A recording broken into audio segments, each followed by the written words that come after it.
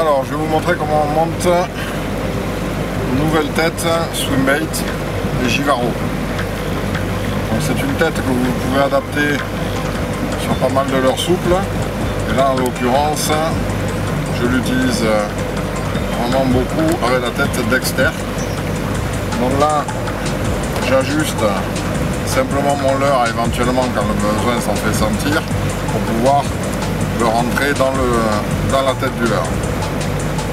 Donc là, c'est vraiment du plug and play. Vous allez pousser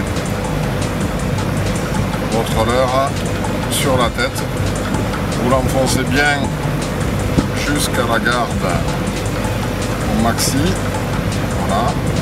De façon à ce que les deux pions ici mordent bien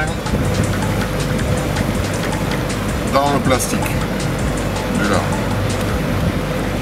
Vous allez prendre les deux cure-dents qui sont livrés avec pour sécuriser votre leurre de façon à ce qu'il ne puisse pas ressortir. Voilà.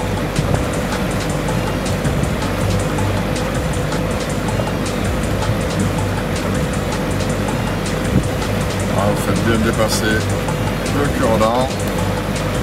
Vous les découpez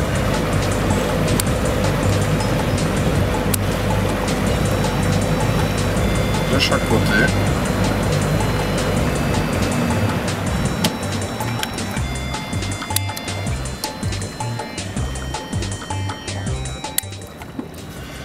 Voilà. Et là, votre leurre est prêt à nager.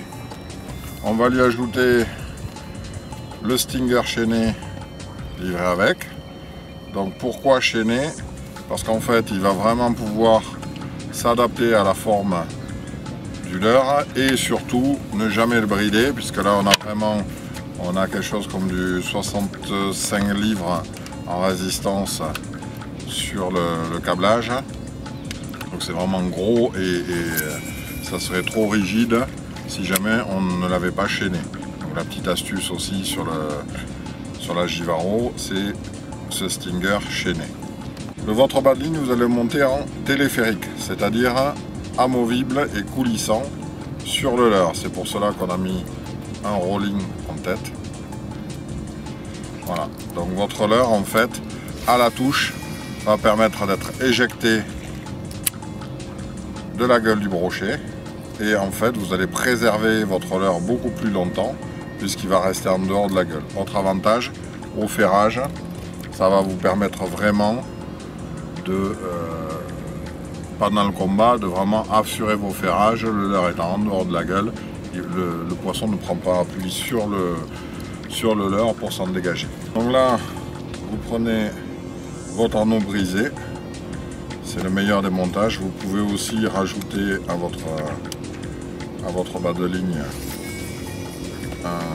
une agrafe, mais moi je monte direct sur l'anneau brisé.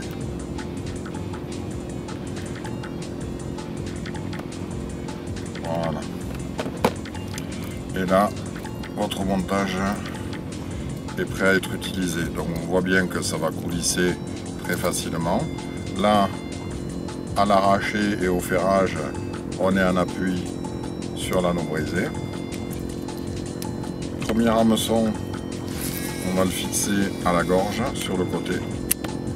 Et vous allez fixer le deuxième hameçon à l'opposé sur le flanc en queue du leurre.